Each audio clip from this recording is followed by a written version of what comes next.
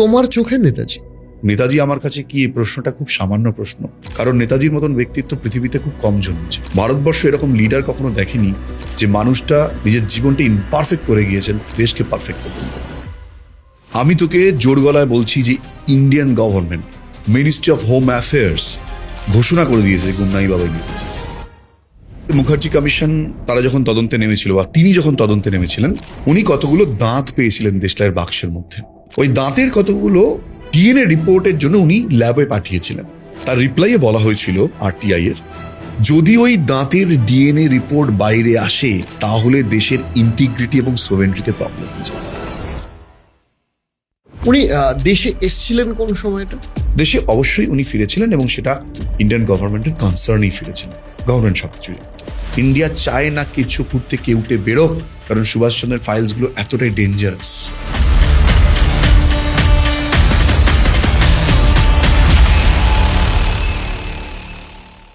আমি তোকে এই সত্যটা বলে রাখছি, নরেন্দ্র মোদী এই জিনিসটা বুঝতে পেরেছিলেন বলেই কিন্তু কর্তব্য মার্গে সুভাষচন্দ্রের মূর্তি বসেছে। এক প্রকার সুভাষচন্দ্রের প্রতি প্রণাম জানিয়ে ক্ষমা চেয়ে নেওয়া, আমাদের ক্ষমা করে দিয়ে আমরা পারবো। তোমার ইতিহাস যদি বাইরে আনতে যাই তাহলে দেশ বদনাম হয়ে যাবে পৃথিবীর কাছে। দেশের থেকে বড় কিছু হয়। তিনি যদি মনে করতেন তিনি যতদিন বেঁচে ছিলেন তিনি আরামসে প্রধানমন্ত্রীও হতে পারতেন, তার কাছে খুব একটা শক্ত ব্যাপার ছিল না। যে মানুষটা কংগ্রেসের সভাপতিত্ব ছাড়তে পারে নির্দ্বিধায়, যে মানুষটা নিজের দেশের স্বাধীনতার জন্য দেশ দেশান্তরে গিয়ে দেশকে স্বাধীন করার জন্য লড়াই করতে পারে, আজাদ হিন্দ ফৌজ তৈরি করতে পারে, সেই মানুষটার কাছে কি ভাই দেশের গদি? যখন হিটলারের দেওয়া সাবমেরিন থেকে জাপানের সাবমেরিনে সুভাষচন্দ্র যাচ্ছেন আবেদ হাসানকে নিয়ে, ভয়ঙ্কর উত্তাল সমুদ্র ঝড় উঠেছে। যিনি ক্যাপ্টেন ছিলেন সাবমেরিনের, তিনি বলেছিলেন যে আমাদের ফেরত যাওয়া ছাড়া আর কোনো রাস্তা নেই। তাতে সুভাষচন্দ্র বলেছিলেন যে 90টা দিন পাড়ি দিয়ে আমি আসিনি ফেরত যাওয়ার জন্য। একটা ছোট ডিঙি নিয়ে বেরিয়ে গিয়েছিলেন আবেদ হাসানকে নিয়ে এক সাবমেরিন থেকে আরেক সাবমেরিনে। ক্যাপ্টেন বলেছিল এই লোকটা পাগল। এইটা ছিল তোর বাঙালির আইকন সুভাষচন্দ্র বোস, এই ছিলেন নেতাজি।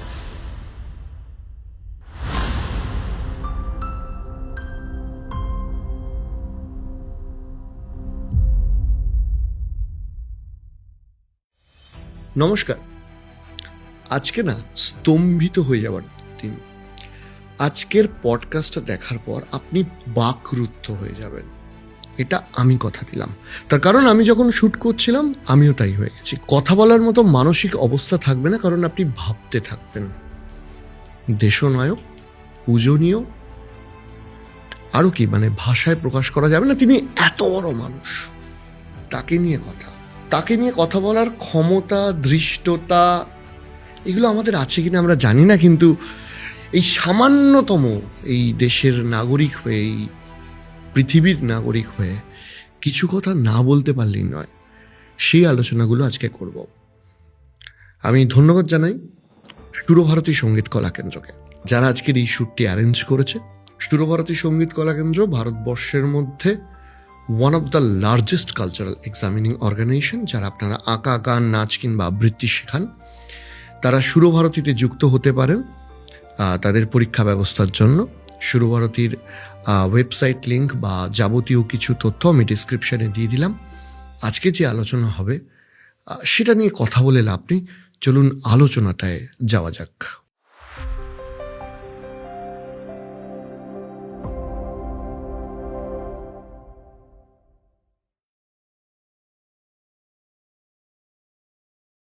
কুণালদা, একটা গভীর আলোচনা হবে তোমার সাথে, কারণ আমার অনেক কিছু জানার আছে তোমার থেকে।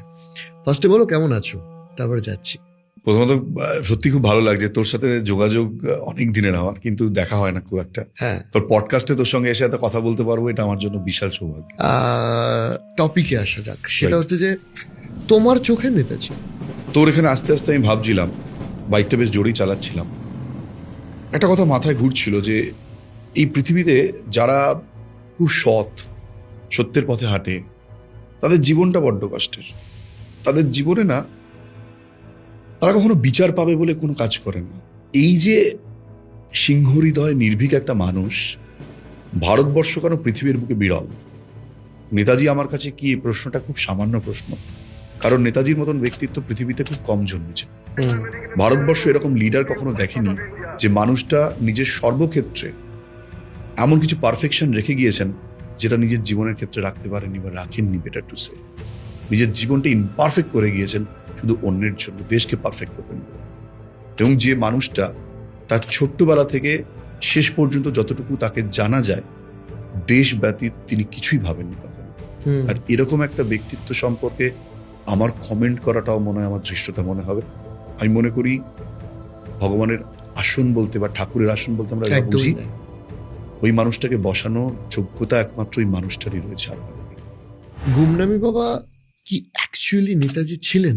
আমি যদি তোকে প্রথমে বলি যে ইন্ডিয়ান গভর্নমেন্ট এটা ঘোষণা করে দিয়েছে গুমনামি বাবাই নেতাজি, কি বলবি তুই? ইন্ডিয়ান গভর্নমেন্ট ঘোষণা করে দিয়েছে গুমনামি বাবাই নেতাজি। এর পরের প্রশ্ন তোর যে আমি কোথাও তো পড়িনি, কোনো টেলিভিশনে তো আসেনি, খবরের কাগজে তো বেরোয়নি, তাই তো? এটা হচ্ছে ভারতবর্ষের সবচেয়ে বড় রিয়েলিটি, যেটা মানুষ জেনেও জানে না। আমি তোকে জোর গলায় বলছি যে Indian government, ministry of home affairs ঘোষণা করে দিয়েছে গুমনামি বাবাই নেতাজি। এবার তুই বলবি কিভাবে? তোর পডকাস্টে এটা দিয়ে শুরু হোক যে নেতাজিকে নিয়ে বাস্তব ছবিটা কি আর মানুষের মনে নেতাজি কি। দেখ, আমাদের মনে নেতাজি বলতে আমি খুব একটা গুরুত্ব দিই না, এই কারণে বেসিক্যালি মানুষের কাছে নেতাজি হচ্ছে শ্যামবাজারের 5 মাথায় দাঁড়িয়ে থাকা ঘোড়ার পিঠে উঠা একটা মানুষ। তাই নেতাজিকে নিয়ে কে কি ভাবলেন, কি অ্যাসেসমেন্ট তাদের, আমার কিছু যায় আসে না। আমরা তথ্য নিয়ে কাজ করি, তথ্যই আমাদের সবচেয়ে বড় সম্পদ। তুই এটা খুব ভালো করে জানিস যে মুখার্জি কমিশন তারা যখন তদন্তে নেমেছিল, বা তিনি যখন তদন্তে নেমেছিলেন, তিনি গুমনামি বাবা চ্যাপ্টারটা অনেক পরে এসেছিলেন। ওনাকে যখন রিকোয়েস্ট করা হয়, বিশেষ করে উত্তরপ্রদেশের যেসব জায়গায় উনি ছিলেন, মানে ভগবানজি ছিলেন, সেখান থেকে ওনার কাছে একটা রিকোয়েস্ট আসে, বিশেষ করে ওনার পিএর কাছে, যে একবার অন্তত স্যার যদি আমাদের এখানে আসেন, এখানে অনেক তথ্য রয়েছে, এগুলো যদি দেখেন। তো জাস্টিস মুখার্জি ফাইনালি ডিসাইড করেন যে তিনি ফৈজাবাদ যাবেন, এবং তিনি সেখানে গিয়ে জিনিসপত্রগুলো দেখেছিলেন। এবং এগুলো দেখার পরে উনিও ভেবেছিলেন যে এগুলো সত্যি, ওনার মনে প্রশ্ন জেগেছিল, এত ডকুমেন্টস পড়ে রয়েছে, মানে হয়তো তুই এপিসোডে যদি পরে আমাকে জিজ্ঞাসা করিস, আমি তোকে বলতে পারি যে এমন হাজার হাজার ডকুমেন্টস পড়ে রয়েছে মহাফেজখানায়, যেগুলো পচে যাচ্ছে।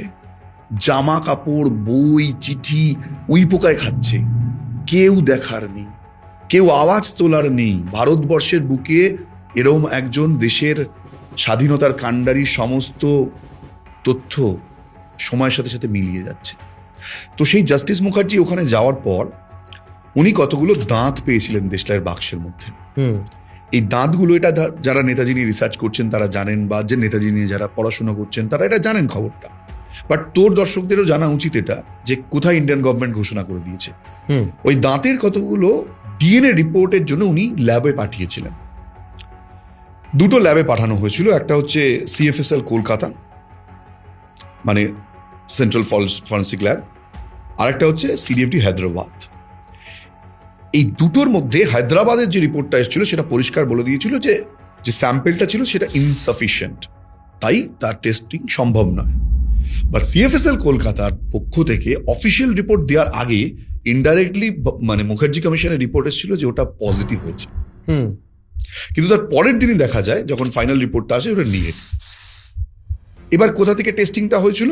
এই যে চিতাভস্যটা রয়েছে তো রেইনকোজি টেম্পলে, তার ডিএনএ টেস্টের জন্য নেতাজি পরিবারের সদস্যরা তাদের ডিএনএ স্যাম্পেলের জন্য ব্লাড দিয়েছিল, সেখান থেকেই ওই টেস্টিংটা হয়েছিল। কিন্তু যে কোনো ডিএনএ টেস্টিং এর জন্য, মানে ডিএনএ টেস্টিং এর পর একটা রিপোর্ট যেটা দেওয়া হয়, সেটা মূলত যে রিপোর্টটা, সেটাকে বলা হয় ইলেকট্রোফেরোগ্রাম। এই ইলেকট্রোফেরোগ্রাম রিপোর্টটা কিন্তু জাস্টিস মুখার্জি পাননি। উনি একটা হাতে লেখা কপি পেয়েছিলেন, যেখানে শুধু ভার্ডিক্টটা লেখা ছিল। হ্যাঁ, এবং যেমন ধর তুই, এটা আমি সবাইকে বলি কথায় কথায়, তুই যদি একটা এক্সরে করাস, ডাক্তারের কাছে নিয়ে যাস, ডক্টর কিন্তু ওই কাগজটায় কি ইমপ্রেশন লেখা আছে ওটা দেখেন, উনি এক্সরে প্লেটটাই দেখেন। তো এক্সপার্টরা সবসময় ওই ইলেকট্রোফেরোগ্রাম রিপোর্টটাই দেখবেন, যে গ্রাফটা রয়েছে, ডিএনএ গ্রাফটা, ম্যাপিং যেটা হয়েছে, সেই রিপোর্টটা কিন্তু সেদিন ছিল না। পরবর্তীকালে 2021 সালে সায়ক সেন, একজন আরটিআই অ্যাক্টিভিস্ট, যিনি প্রথম এই বিষয়টাকে তোলেন, এবং সায়ক এটা জানতে চান যে ওই রিপোর্টটা কোথায় আছে মিনিস্ট্রি অফ হোম অ্যাফেয়ার্সের কাছে। তখন তারা একটা রিপ্লাই দিয়েছিল, সেই রিপ্লাইয়ে বলেছিল যে রিপোর্টটি হারিয়ে গেছে, তাদের কাছে নেই, টাইপ অফ দ্যাট। এটা নিয়ে প্রচুর হট্টগোল হয়েছিল, নিউজ মিডিয়ায় খবর হয়েছিল, আমিও সে সময় এটা খবর করেছিলাম। এই খবরটা ছড়াতে না ছড়াতেই সঙ্গে সঙ্গে মিনিস্ট্রি অফ হোম অ্যাফেয়ার্স একটা টুইট করে বলেছিল যে না, আমাদের কাছেই আছে, বাট এটা কাউকে দেওয়া যাবে। তারপর 2022-তে ফের একবার একটা আরটিআই করা, এবং সেই আরটিআইটা ছিল ভয়ঙ্কর একটা রিপ্লাই। এই আরটিআইটা করার পর এই খবরটা হিন্দুস্তান টাইমসে ছাপার কথা ছিল, কিন্তু খবরটা সে সময় ছাপেন। আমাকে একদিন দিল্লি থেকে অনুজ ফোন করে বললেন যে কুণাল, এরকম একটা খবর আছে, যদি তুমি করো খুব ভালো হয়, এটা আমরা চাইছি তোমার মাধ্যমে বাইরে আসুক। আইএম বোস ফার্স্ট টাইম এরকম একটা খবর বাইরে এনেছিল, যদিও সেটা আইএম বোস আনলেও পরে সমস্ত নিউজ মিডিয়াতে খবরটা চেপেছিল, কিন্তু দেশের মানুষ জানে না। কি ছিল জানিস সেই খবরটার মধ্যে? যেখানে সায়ক জিজ্ঞাসা করেছিল যে ওই দাঁতের ডিএনএ টেস্ট ইলেকট্রোফেরোগ্রাম রিপোর্টটা আপনাদের কাছে আছে কিনা, থাকলে আমাদের দেয়া হোক, বা কেন দেয়া সম্ভব। তার রিপ্লাইয়ে বলা হয়েছিল আরটিআই এর যে একজন অনামী সাধুর দাঁতের ডিএনএ টেস্টের রিপোর্ট আমাদের কাছে আছে, ল্যাবে আছে, সেটা কোনো থার্ড পার্টিকে দেয়া যাবে না। থার্ডে বলা হয়েছিল যদি ওই দাঁতের ডিএনএ রিপোর্ট বাইরে আসে তাহলে দেশের ইন্টিগ্রিটি এবং সোভেরেনিটিতে প্রবলেম হয়ে যাবে, দেশের অখণ্ডতা এবং সার্বভৌমত্বে আঘাত লাগবে। এর থেকে বড় রিপ্লাই কি হতে পারে? মিনিস্ট্রি অফ হোম অ্যাফেয়ার্স বলেছে, হু ওয়াজ গুমনামি বাবা ম্যান, যে একটা লোক যার দাঁতের ডিএনএ রিপোর্ট বাইরে আসলে দেশের অখণ্ডতা সার্বভৌমত্বে আঘাত লাগবে। উনি কি গান্ধীজি, উনি কি নেহেরু, নাকি ইন্দিরা গান্ধী, নাকি রাজীব গান্ধী, নাকি অটল বিহারী বাজপেয়ী? আর কোন নেতা হতে পারেন যে দাঁতের রিপোর্ট? এইবার পাবলিককে বুঝতে হবে যে পাবলিক কি মানে পাবলিককে কি সব মানে স্পুন ফিড করাতে হবে। এরপরও বলবো যে আমি যতক্ষণ না পর্যন্ত মোদিজি দাঁড়িয়ে বলছেন যে ভাই ওর ব্যানো কে ওই থা গুমনাই বাবা, বলবে না, গভর্নমেন্ট বলবে না, তার পিছনে কারণ আছে, সেটা অন্য প্রশ্ন, অন্য প্রসঙ্গ আবার, যে কেন বলবে না। এইটাই হচ্ছে তোর প্রশ্নের উত্তর, যে গভর্নমেন্ট পরিষ্কার জানিয়ে দিয়েছে ইনডাইরেক্টলি যে আপনারা জেনে নিন হি ইজ নেতাজি বা হি ওয়াজ নেতাজি। তুমি আমাকে একটা কথা বলো, যে আমার একটাই প্রশ্ন জাগে মনে, যে ওয়াই, মানে এই লেভেলের একটা মানুষ যাকে এক কথায় ভারতবর্ষের মানুষ, মানে সব অঞ্চলে, আমি শুধু বাঙালির কথা বলছি না, তিনি যদি মনে করতেন তিনি যতদিন বেঁচে ছিলেন তিনি আরামসে প্রধানমন্ত্রীও হতে পারতেন, তার কাছে খুব একটা শক্ত ব্যাপার ছিল না, সেইটার বদলে উনি কেন এই পথটা বেছে নিলেন? তোমার রিসার্চে কি মনে হচ্ছে? প্রশ্নটা দুটো, একটা হচ্ছে উনি কেন বেরোলেন না, আরেকটা প্রশ্ন হচ্ছে কেন রিপোর্ট বাইরে হলো না, তার খবরটা বাইরে আসছে না। একদমই তাই। দেখ, বিষয়টা হচ্ছে আমরা না আমাদের জীবনটাকে একটু সিনেমার মতন ভাবতে চাই, বাট আমাদের জীবন সিনেমা নয়, আমাদের কারোর জীবনই সিনেমা নয়। নেতাজির জীবন কি করে হতে পারে? নেতাজি আমাদের কাছে মহাপুরুষ, মহাপুরুষ আমরা তাকে বানিয়েছি, কিন্তু রক্ত মাংসের মানুষ তো একদিন ছিলেন না, যতদিন এই পৃথিবীতে ছিলেন। স্বাভাবিকভাবেই নেতাজির সত্যটাকে বাইরে আনতে গিয়ে সবচেয়ে বড় সমস্যা হয়েছে গভর্নমেন্টের এই জায়গা থেকে। কারণ একটা ব্যক্তি যখন থাকে তার সঙ্গে জুড়ে থাকে অনেক কিছু, অনেক ধরনের সমীকরণ জুড়ে যায়, সেই সমীকরণগুলো একটা সময় গলার কাটা হয়। আমারই একটা এক্সক্লুসিভ করা ভিডিও, যেখানে আমি একজন ভদ্রলোকের সন্ধান পাই, তার নাম ছিল বিমল নন্দী। এই বিমল নন্দী ভদ্রলোক কোনো বিবাহ করেননি কখনো। তিনি বর্ধমানের খালশিউলিতে একটা গ্রামে টিচার ছিলেন।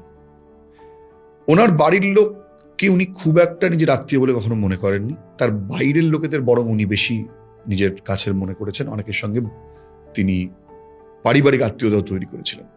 তেমনই একজন ভদ্রলোক যিনি আমাকে ওনার মাকে বোন বলতেন এবং সেই অর্থে ওনার মামা হন, তিনি আমাকে এই সমস্ত তথ্য আমার হাতে তুলে দিয়েছিলেন। এই ভদ্রলোক তিনি যেতেন শীতকালে হিমালয়ে। তিনি বলতেন নিজের বাড়িতে যে আমি এখন হিমালয়ে যাচ্ছি। এই হিমালয়ে জানার মানে যাওয়ার মানেটা অনেকেই সেই সময় বুঝে উঠতে পারেননি, যে শীতকালে আবার কেউ হিমালয়ে যায় নাকি, শীতকালে তো ঠান্ডা থাকে, বরফ পড়ে। এই হিমালয় অ্যাকচুয়ালি কে ছিলেন? এই ভদ্রলোক তার সমস্ত চিঠিতে যে লেখাগুলো লিখেছেন বা তার বক্তব্যে যে লেখাগুলো লিখেছেন, তার মধ্যে ভগবানজি সম্পর্কে অদ্ভুত একটা লেখা রয়েছে। এই বিমল নন্দী অ্যাকচুয়ালি ছিলেন একসময় নেতাজিরই সহযোগী, বেঙ্গল ভলেন্টিয়ার্সের।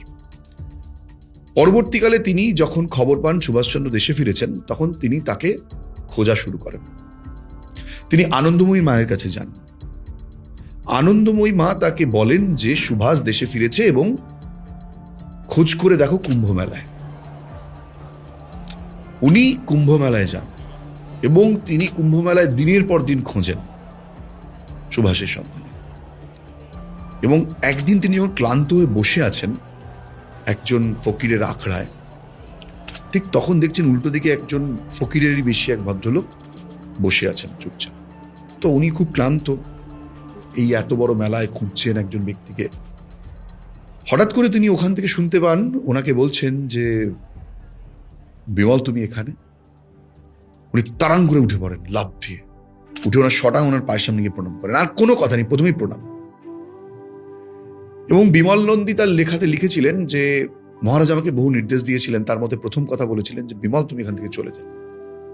এবং বিমল নন্দী বারবার রিকোয়েস্ট করেন যে মহারাজ আমি আপনার সঙ্গে থাকতে চাই, আপনার সাথে আমার সারাটা জীবন কাটাতে চাই, আমি বিবাহ করিনি, কিচ্ছু করিনি, আমার জীবনের সমস্তটা আপনাকে দিয়ে দিতে চাই। তো উনি তার রিপ্লাইয়ে বলেছিলেন যে সম্ভব, এ পথ বড় কঠিন, এ পথে সবাই আসতে পারে না, বিমল তুমি আমার সাথে আসার কথাও ভেবো না, তুমি চলে যাও বিমল। কিন্তু বিমল নন্দী সঙ্গ ছাড়েননি, থাকতে হয়তো একসঙ্গে পারেননি বা ওনার মানে একদমই ছায়াসঙ্গী হতে পারেননি, কিন্তু মাঝে মাঝেই দর্শন নিতে যেতেন। এই দর্শন পাওয়াটা কিন্তু সবার দ্বারা সম্ভব ছিল না। তিনি যাদেরকে আসতে বলবেন তারাই একমাত্র আসবেন, সেটা চিঠি লিখে উনি জানাতেন কবে কবে আসবেন। তো বিমল নন্দী সেই অর্থে বহুবার গিয়েছেন, বহু চিঠি উনি পেয়েছেন এবং সেই চিঠিগুলো ছিঁড়ে নদীর জলে ফেলে দিতেন, কখনো প্রমাণ হিসেবে রাখতেন না। এই বিমল নন্দীর লেখার মধ্যেই তোর প্রশ্নের একটা উত্তর রয়েছে। তিনি বারবার বলছেন যে মহারাজ না ভাওয়ালি সন্ন্যাসীর কথা বারবার বলতেন, আর বলতেন যে দেখেছো একটা মানুষ নিজের পরিচয় সামনে আনতে তার কি কঠিন সমস্যা, সে নিজে একজন রাজা সেটা বলতে পারছে না, সেটা প্রমাণ করতে পারছে না, কি অপমান কি লাঞ্ছনা তাকে সহ্য করতে হচ্ছে নিজের দেশবাসীর কাছে। অরিজিৎ এটা ভুললে চলবে না, দেশ তখন একটা ভয়ঙ্কর টাইমের মধ্যে ছিল, 1950s, ডেঞ্জারাস। আজকে যদি আমরা জিও পলিটিক্সের দিকে তাকাই তাহলে বুঝতে পারবো সোভিয়েত ইউনিয়ন সেই সময়, কেজিবি, MI5, তারা ডেঞ্জারাস একটা জায়গার মধ্যে ছিল। ভারতের CIA ভারতকে একটা সেই সময় এই ধরনের গুপ্তচর বৃত্তির জায়গা হিসেবে তারা তৈরি করেছিল। আমরা জানি যে লাল বাহাদুর শাস্ত্রীর মৃত্যু কিভাবে হয়েছে, আমরা জানি ডক্টর হোমি ভাবা কিভাবে মারা গেছেন।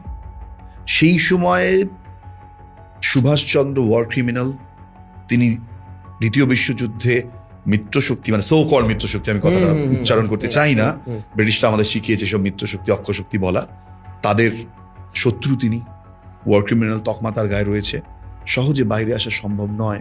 যদি ইনি আসেনও, তার ক্যারেক্টার ম্যালাইন অলরেডি করা হয়ে গিয়েছিল কংগ্রেসের ফাইলে, সেগুলো অলরেডি রয়েছে দেশের সরকারের কাছে, চরিত্র পুরো নোংরা কাদা ছেটানো হয়েছে তার চরিত্রের মধ্যে। তিনি যদি সেদিনকে বাইরে আসতেন অরিজিৎ, কংগ্রেস ছেড়ে দিত।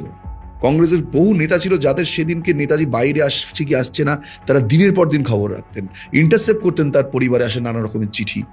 গোয়েন্দা পুলিশ পর্যন্ত 1960 লেট 60s পর্যন্ত তার বাড়িতে মানে তার পরিবারের পেছনে গোয়েন্দা লাগিয়ে রেখেছিল। সেই লোকটা যদি বাইরে আসতো সহজে মেনে নিত।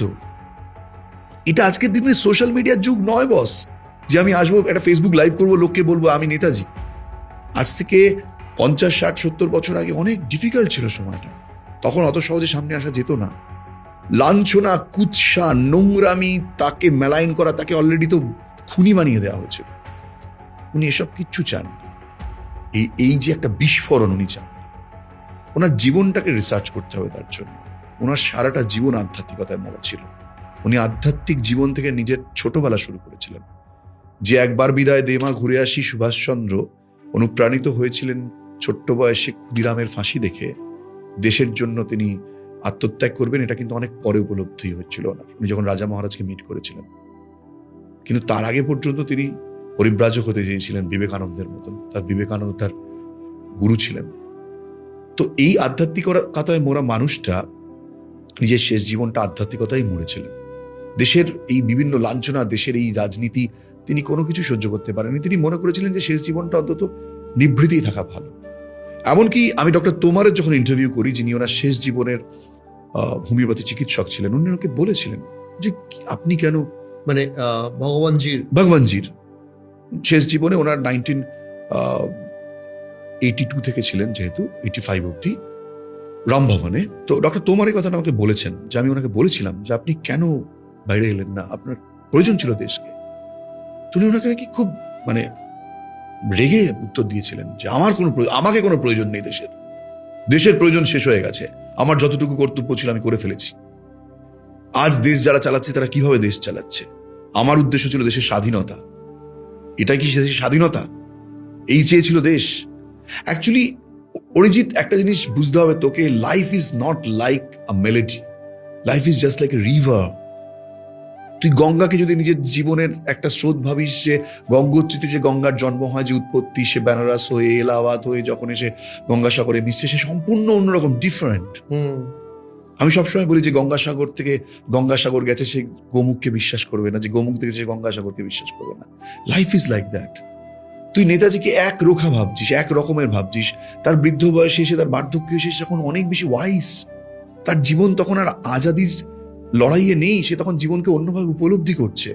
জীবনের ঘাত প্রতিঘাত, তার প্রতি হওয়া বিভিন্ন অবিচার, সাইবেরিয়াতে তার প্রতি হওয়া বিভিন্ন রকমের অত্যাচার, তার শরীর ভেঙে গিয়েছিল সেই সময়।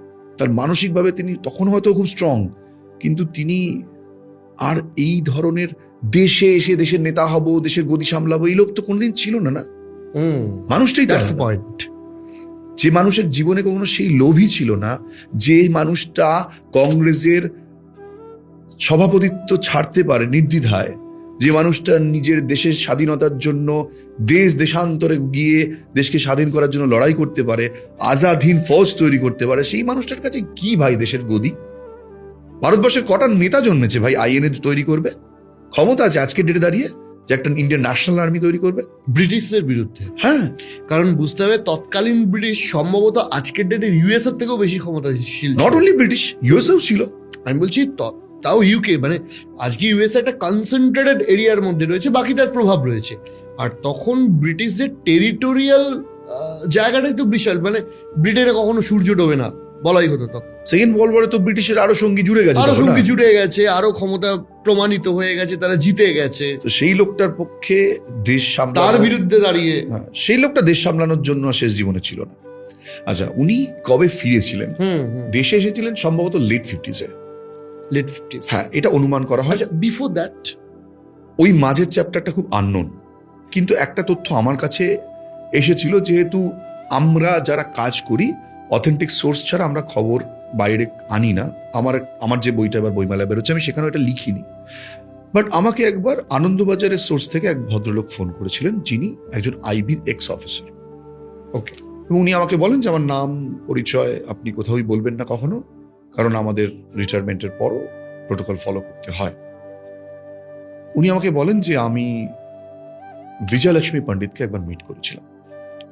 বিজয়লক্ষ্মী পণ্ডিত হচ্ছেন জওহরলাল নেহরুর বোন, এবং যিনি 1940 লেট 40s উনি ছিলেন সোভিয়েত ইউনিয়নে ভারতীয় রাষ্ট্রদূত হিসেবে। এবং ওই সময় উনি একটা লেটার পান, যে লেটারে তিনি জানতে পারেন সুভাষচন্দ্র সাইবেরিয়ার জেলে বন্দী এবং ওনার সঙ্গে দেখা করতে চাইছেন। অরিজিৎ, আমি না প্রত্যেকটা পয়েন্টকে মিলিয়েছি, কিছু টার্ম যেগুলো মানে টার্মোলজি বলতে পারি, যেগুলো প্রত্যেকটা ক্ষেত্রে মিলেছে একটার পর একটা। এবং সাইবেরিয়ার জেলে বিজয়লক্ষ্মী পণ্ডিত ওনাকে দেখার পর নাকি ভেঙে পড়েছিলেন। এই অবস্থা নেতাজির, এবং উনি নেতাজিকে যথেষ্ট শ্রদ্ধা করতেন, ওনার এক ধরনের আদর্শ ছিলেন সুভাষচন্দ্র। এবং উনি বলেছিলেন, আমি আপনাকে বলুন আপনার জন্য কি করতে হবে, আপনাকে জেল থেকে উনি ওনাকে একটা কথাই বলেছিলেন, যে আমি দেশে ফিরতে চাই, আমি শুধু চাই আমার দেশের মাটিতে দেহ রাখতে। এবং এই সেম কথাটা আমি বিমল নন্দীর লেখাতে পেয়েছিলাম। মহারাজ বারবার বলতেন, আমি দেশে ফিরেছিলাম শুধুমাত্র দেশের মাটিতে দেহ রাখার জন্য, আমার আর কিচ্ছু চাই না। এবং সে কারণেই হয়তো ওনার চিঠির নিচে উনি লিখতেন, ইউর ডেড ম্যান জিন্দা ভূত। এবং ওনার প্রত্যেকটা কথায় উনি বলতেন, মেরা নাম ইস দুনিয়া কে রেজিস্টার সে কার্ড দিয়া গয়া হ্যায়। উনি নিজেকে মনে করতেন উনি সম্পূর্ণ দেশের সমস্ত কিছু থেকে ঊর্ধ্বে চলে গিয়েছেন। ওনার এই দেশকে আর প্রয়োজন নেই, বা দেশের ওনাকে আর প্রয়োজন নেই। উনি সবকিছু নিয়ে চর্চা করতেন, এবং উনি বলতেন, আমার পা যদি একবার দেয়ালে ঠেকে যায়, পৃথিবীর যে কোনো প্রান্তে আমি চলে যেতে পারি। এটা আমি বুঝতে পারিনি কথাটার মানে, তখন ভগবানজির লেখাতে রয়েছে। আমি যখন ফৈজাবাদ যাই তখন রাম ভবন যাই। রাম ভবনে গিয়ে, আচ্ছা আমি মাঝখানে একটু কেটে যাচ্ছে ব্যাপারটা, আমি অ্যাড করে দিই যে ওই বিজয়লক্ষ্মী পণ্ডিত ঘটনাটা জানার পর তিনি জওহরলাল নেহরুর সঙ্গে কথা বলেন। এটা আইবি অফিসার আমাকে বলেছেন যে উনি বিজয়লক্ষ্মী পণ্ডিত ওনাকে কথাটা বলেছেন, এবং ওই বিষয়টা নাকি নেহেরু ওনাকে বলেছিলেন যে সামনে আনা যাবে না। তখন নাকি বিজয়লক্ষ্মী পণ্ডিত চেয়েছিলেন যে বিষয়টা প্রেস মিডিয়া করে দেবে, এরকম একটা নিজের দাদাকে বলেও ছিলেন নাকি যে আপনি কেন চাইছেন না। পরবর্তীকালে নাকি এগুলোকে এভাবে গোল গোল মেলানো উচিত নয়, কারণ আমরা এইভাবে কাজ করি না, গল্প কাহিনী নয়, এটা কোনো সত্য ঘটনা অবলম্বনে তো কিছু হচ্ছে না সিরিজ যে আমি এটা বানিয়ে দিলাম। বিষয়টা ঠিক তা না। বিষয়টা হচ্ছে যে একটা ডিল অবশ্যই হয়েছিল যে উনি আসতে পারেন দেশে, বাট উনি সামনে আসতে পারেন দেশে। অবশ্যই উনি ফিরেছিলেন এবং সেটা ইন্ডিয়ান গভর্নমেন্টের কনসার্নই ফিরেছিলেন, গভর্নমেন্ট সবকিছু জানতো। তার অনেক উদাহরণ আমি চাইলে তোকে আমি দিতে পারি। তখন ওই সময় তো সোভিয়েতের সাথে রিলেশনও যথেষ্ট ভালো। দেখ, অ্যাকচুয়ালি স্টালিনের মৃত্যুর পর বিষয়টা অন্যরকম হয়ে গিয়েছিল, কারণ সোভিয়েত ইউনিয়ন যতক্ষণ স্টালিন ছিলেন তখন একরকম ছিল। তখন নেতাজির সঙ্গে স্টালিন যতই সেকেন্ড ওয়ার্ল্ড ওয়ারে মানে বিরুদ্ধাচারণ করুক, অক্ষশক্তির বিরুদ্ধে ছিল, তো মিত্রশক্তির মধ্যে ছিল। যখন জার্মানির সঙ্গে প্রথম জার্মানি অ্যাটাক করলো সোভিয়েত ইউনিয়নকে, তারপর থেকে আলাদা হয়ে গেল। কিন্তু সুভাষচন্দ্রকে উনি ভীষণ সমীহ করতেন, মানে ভালোবাসতেন। কারণ এটা অনেকেই জানেন না যে আজাদিন সরকার যেটা তৈরি হয়েছিল, যেখানে 11টা দেশ এই সরকারকে মান্যতা দিয়েছিল, তার মধ্যে কিন্তু রাশিয়া ছিল। এটা এটা কিন্তু অদ্ভুত একটা জিনিস। তো সেই জন্য স্টালিনের তত্ত্বাবধানে উনি ছিলেন ওখানে। কিন্তু স্টালিনের মৃত্যুর পর সম্ভবত ওনার উপর প্রচুর অত্যাচার হয়েছিল সোভিয়েত ইউনিয়ন, এবং ওনাকে জেলে বন্দি করে রাখা হয়েছিল। আমার মনে হয় যে এখান থেকে কলকাঠি নাড়া হয়েছিল, সম্পূর্ণ এখান থেকে কলকাঠি নাড়া হয়েছিল, এবং ওনাকে দেশে ফেরানোটাও কোথাও একটা বাধ্যবাধকতা ছিল। তো এই যে তোকে পয়েন্টটা বললাম যে ওনার দেওয়ালে পা রাখাটা ভীষণ ইন্টারেস্টিং। আমি যখন ফৈজাবাদ যাই, কি আমি রামভবন যাই, রামভবনের জানলা দিয়ে হঠাৎ করে বাইরে জালি লাগানো, তো জঙ্গল পড়ে। তারপরে আমি জিজ্ঞেস করছিলাম যিনি রামভবনের মালিক, শক্তি সিং, মানে যেটাই উনি থাকতেন, আমি ওনাকে বললাম এর পরে কি আছে, মানে इस जंगल की बात क्या है उसमें? बोले उसके बाद आर्मी कैंटनमेंट। वो व्हाट, क्या है उसके बाद? आर्मी कैंटनमेंट है। আমার কাছে আর কিছু বাকি ছিল না জানা, দুধ কা দুধ পানি কা পানি। আর্মি ক্যান্টনমেন্ট থাকা মানে তো তাই না, আর্মি, ইন্ডিয়ান আর্মি, যখন চাইবো যেখানে ইচ্ছে চলে যেতে পারবো, শুধু পাটা দেয়ালে ঠেকিয়ে দেবো, তার মানে আমি ওইখানে ঢুকে যেতে পারবো, তারপর পৃথিবীর যে কোনো প্রান্তে চলে যেতে পারবো। সো ব্যাপারটা এতটাই সহজ। দেওয়ালে পা ঠেকালে, আচ্ছা, দেওয়ালে পা ঠেকালে আমি যেখানে ইচ্ছে চলে যেতে পারবো, ঠিক আছে। সো এটা ভীষণ ইন্টারেস্টিং একটা এপিসোড। এই এপিসোডটা এত সহজে প্রকাশ করা হয় না। মানে তোর অনেক প্রশ্ন থাকতে পারে, হয়তো আমার উত্তরগুলো সেখান থেকে বেরোলে বেটার। ফিরে আসার পর দেখ, ফিরে আসার পর প্রত্যেকটা ঘটনার ওরকম পাই টু পাই হিসাব তো নেই। আচ্ছা, লেট 50s যদি উনি আসেন, তারপর তো ভারত চীন যুদ্ধ হচ্ছে ওই সময়। দেখ, পবিত্র মোহন রায় 1962-তে গিয়েছিলেন ওনার কাছে। বিষয়টা কি, বিষয়টা একটুখানি সংক্ষেপে জেনে নে, কারণ এটা অনেকেই জানে। সুভাষচন্দ্রের এই দেশে ফেরার ব্যাপারটা প্রথম ডক্টর অতুল সেন জানতে পেরেছিলেন, এবং তিনি উত্তরপ্রদেশ যান। উনি অনেক কষ্ট করে যোগাযোগ করেছিলেন ওনার সঙ্গে, এবং এই যোগাযোগের পর প্রথমত তো সুযোগ পাননি, কিন্তু অনেক কষ্ট করে যখন ওনার সঙ্গে সাক্ষাৎ হয়, হয়তো এই ঘটনাগুলোতেই ভগবানজি আস্তে আস্তে অনেক বেশি মানে ওনার কাছে অ্যালার্মিং ছিল, বা উনি অ্যালার্ট হয়ে গিয়েছিলেন, আর এই জিনিসগুলো করেননি, লোককে অ্যালাউ করেননি। অতুল সেনকে উনি পরিষ্কার বলেছিলেন যে যাতে ওনার এই সাক্ষাৎটা উনি কোথাও বাইরে শেয়ার না করেন, কিন্তু উনি ওখান থেকে এসেই পত্রপাঠ নেহেরুকে চিঠি লেখেন এবং সম্পূর্ণ জানান ওনার উপস্থিতি ওখানে। এবং এই ঘটনার পর একটা ভয়ঙ্কর ঘটনা ঘটে যে ভগবানজি আর কাউকে অ্যালাউ করেন। অতুল সেনকে তো আর করেনি। নেহরুর সাথে ইকুয়েশনটা কিরকম ছিল ওই সময় নেহরুর শেষ টাইম, একদমই তো শেষ, অলমোস্ট টাইম শেষ হয়ে গেছে। ইন্দিরা গান্ধী মেইনলি বেশিরভাগটা ফেস করেছেন। নেহরু ডিপ্লোম্যাটিক্যালি কি করেছেন না করেছেন ব্যাপারটা সম্পর্কে খুব একটা জানা যায় না, তবে হ্যাঁ, নেহরু যে ভয় ছিলেন সেটা তো পরিষ্কার বোঝা যায়, কারণ নেতাজি পরিবারের উপর সবসময় নজরদারি রাখা। তার মানে পরিবারের লোকজন আমাকে এমনও বলেছে সকালবেলা, মানে এই যে চন্দ্র বোস, নেতাজির নাতি, ওনার বাবা অমিয়নাথ বোস, অ্যাকচুয়ালি উনি শরৎচন্দ্র বসুর নাতি, উনি যখন অফিস যেতেন, ওনার মানে সাথে একজন গোয়েন্দা মানে চর যেত। তো উনি নাকি একদিন বলেই দিয়েছিলেন, আমার সুটকেসটা তো ধরতে পারেন, রোজ দেখেন আমি একটা ভারী সুটকেস নিয়ে যাই, থিংস আর লাইক দ্যাট, বুঝলে তো, রেগুলার পেছনে জুড়ে রয়েছে নেতাজি পরিবারের সদস্য বলে। তো এটাই ব্যাপার যে উনি ওই সময় ভয় ছিলেন যে নেতাজি বাইরে আসছেন কিনা, এটা একটা ভয় ছিল। তাহলে আমার পপুলারিটি কমে যাবে। পপুলারিটি না, অনেক সত্য বাইরে চলে আসবে ভাই, ইতিহাসটা বাইরে চলে আসবে। প্রবলেম উনি কম কনস্পিরেসি করেছেন একেবারে এগেনস্ট, সেই কনস্পিরেসি গুলো চলে আসবে, পলিটিক্যাল কনস্পিরেসি চলে আসবে, ইন্টারন্যাশনাল কনস্পিরেসি চলে আসবে, যে কারণে নেতাজি আজকে সত্য বাইরে আসছে না, সেই কারণেই তো আসছে। এবং ভগবতজি তারপরে আসার পর পবিত্রমোহন রায় যখন জানতে পারেন, লীলা রায়ের মাধ্যমে জানতে পারেন, যেহেতু লীলা রায় নেতাজির সবচেয়ে ক্লোজ মানুষদের মধ্যে ছিলেন, জয়শ্রীর প্রধান ছিলেন তিনি, জয়শ্রী পত্রিকা আজও অফিস আছে জয়শ্রী কলেজ স্ট্রিটে। তখন লীলা রায় পাঠিয়েছিলেন পবিত্রমোহন রায়কে, যান আপনি যান। পবিত্রমোহন রায় তো নিশ্চয়ই জানিস কে ছিলেন, নেতাজির যিনি সিক্রেট সার্ভিসের প্রধান ছিলেন তিনি। লীলা রায় কি বেঁচে থাকা অবস্থায় দেখা করেছিলেন? হ্যাঁ, একবার গিয়েছিলেন, কিন্তু সাক্ষাৎ পেয়েছিলেন বলে আমার মনে হয়। অ্যাকচুয়ালি লীলা রায় উনি এই কষ্টেই মারা গিয়েছিলেন, কারণ লীলা রায় ওনার সঙ্গে সাক্ষাৎ করেছিলেন। এপিসোডটা অনেকটা এরকম, লীলা রায় যখন জানতে পারেন তখন পবিত্রমোহন রায়কে পাঠান। পবিত্রমোহন রায় প্রথমে অত সহজে সাক্ষাৎ পাননি, অনেক কষ্ট করতে হয়েছে, কারণ তার আগে অতুল সেন গন্ডগোলটা করে ফেলেছেন। কিন্তু পবিত্রকে খুব ভালোবাসতেন সুভাষচন্দ্র, তাই পবিত্র তুমি এখন কেন এসেছো, বা পবিত্র তুমি এখান থেকে চলে যাও, এই কথাগুলো বহুবার বলছে। কিন্তু পবিত্রমোহন রায় নিজের জীবনের শেষ পর্যন্ত মুখ খোলেননি, শেষ দিন পর্যন্ত। 92-তে মারা গেছেন সম্ভবত। ওনার ছেলের আমি ইন্টারভিউ করেছি, কোনো দিন, কারণ ওদের মন্ত্রগুপ্তি ছিল, ওরা কোনো দিন মুখ খোলেনি। অ্যাকচুয়াল ব্যাপারটা কি, অরিজিৎ একটা কথা বলি, যেহেতু এই এপিসোডে এই বিষয়গুলো মানুষের কাছে অনেকটাই জানা, অনেকেই জানেন, তোর এপিসোডের মধ্যে আরো জানছে। লীলা রায়ের তত্ত্বাবধানে প্রচুর মানুষ সেখানে গিয়েছেন জয়শ্রী থেকে।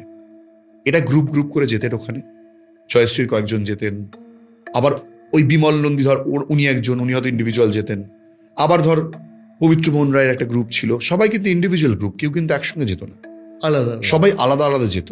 এবং এইখানে ভগবানজির নির্দেশ থাকতো কে কখন আসবে, কে কখন আসবেন না।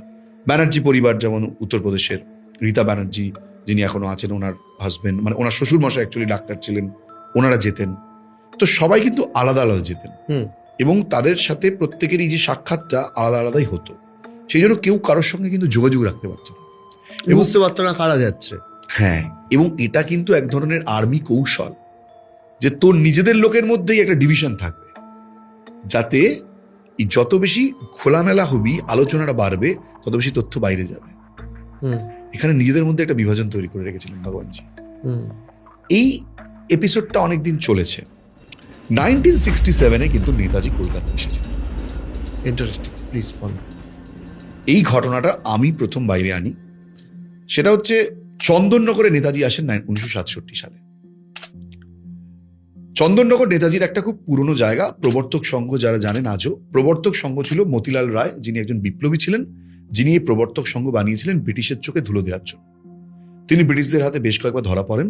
পরবর্তীকালে এই সমস্ত ছেড়ে ছুড়ে উনি ওনার স্ত্রী একদম আধ্যাত্মিকতায় ডুব দেবেন বলে একটা সংঘ তৈরি করেন, যেখানে আধ্যাত্মিক চর্চা হবে, কিন্তু তার আড়ালে চলত বিপ্লবী কার্যকলাপ।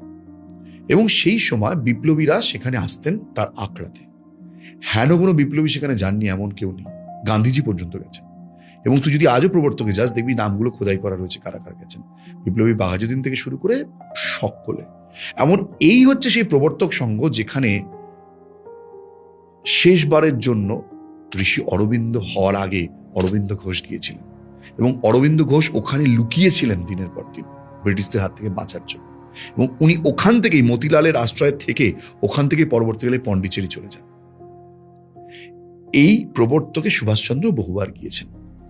মতিলালের মৃত্যুর পর তার অন্যতম শিষ্য অরুণচন্দ্র দত্ত তিনি দায়িত্ব গ্রহণ করেছিলেন। এই অরুণ দত্ত কিন্তু সুভাষচন্দ্রকে চিনতেন, যেহেতু সুভাষচন্দ্র যেতেন, তাদের বিভিন্ন ধরনের প্রাতিষ্ঠানিক উদ্বোধন হতো, মানে এটা বলছি ব্রিটিশ পিরিয়ডে। উনি 1967 সালে এক মারফত একটা চিঠি পান যে সুভাষচন্দ্র এসেছেন নদিয়াতে। নদিয়ার কোথায়? নদিয়ার নবদ্বীপে। আচ্ছা। এবং উনি যার মাধ্যমে জানতে পারেন, তার থেকে উনি মানে কনফার্ম হন যে তিনি সুভাষচন্দ্রই, এবং সেখানে তিনি যান। এবং যিনি ওনার সঙ্গে গিয়েছিলেন তিনি আমাকে এটা বলছেন, অরুণ বাবুর সাথে যিনি হ্যাঁ, এই মমতা দাস ছিলেন মতিলাল রায়ের হাত ধরে এসেছিলেন সঙ্গে। তখন উনি একটা বাচ্চা মেয়ে ছিলেন, কিন্তু উনি আমাকে যখন বলছেন শি ওয়াজ 89 ইয়ার্স ওল্ড। অরুণ বাবুর খুব কাছের মানুষ ছিলেন। বলছে অরুণ ভাইয়ের সঙ্গে যখন প্রথম দেখা হয় নেতাজি হাউ হাউ করে দুজনকে জড়িয়ে ধরে কাঁদছে। বলছে ভাই একদিন কোথায় ছিলে?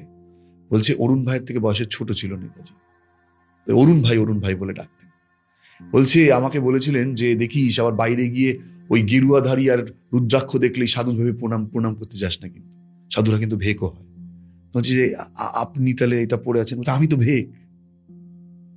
ঠিক আছে, এরকম করে বলেছিলেন। এবং উনি ওনাকে বলেন যে অরুণ ভাই তুমি আমার এই কথা কিন্তু কাউকে কখনো বলবে না, সময় কি এক কথা, আমার কথা কাউকে বলবে না। তুই বিশ্বাস করবি না, প্রত্যেকটা ছত্রে কিন্তু সব মিলে যাচ্ছে, আমার না পাজলের মতন মেলে। হ্যাঁ, অরুণ দত্ত এসে একটা পূজাবার্ষিকীতে লিখলেন, প্রবর্তকের একটা পূজাবার্ষিকী বেরোতো, সেখানে উনি লিখলেন মিতাজি শীর্ষক নাম দিলেন। কি লিখলেন? যে তোমাকে তো তোমার নামেও ডাকতে পারি না, তোমাকে কি নাম দেবো আজ, তোমার সঙ্গে এই সাক্ষাৎ আজ মানুষকে জানাতে পারি না। হ্যাঁ, লিখছেন যে তোমাকে তো নিজের নামেও ডাকতে পারি না, তুমি যখন দেশনায়ক হিসাবে, যখন আজাদ হিন্দ ফৌজের সর্বাধিনায়ক হিসেবে দেশকে নেতৃত্ব, মানে লিখছেন এসব, কিন্তু নাম কোথাও লিখছেন না। তাই তোমাকে আজ সম্বোধিত করলাম মিতাজি নামে, লিখছেন অরুণ দত্ত।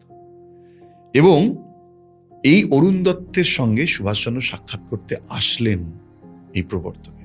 তিনি থাকতে এসেছিলেন চন্দননগর, কিন্তু থাকতে পারেননি। চারিদিকে চাপ, যেখানে যাচ্ছেন মানে কিছুদিন পরে খবর হয়ে যায়, পুলিশ চলে আসে। অরুণ বাবু ছিলেন সেই সময় ফরাসি সরকারের খাদ্যমন্ত্রী।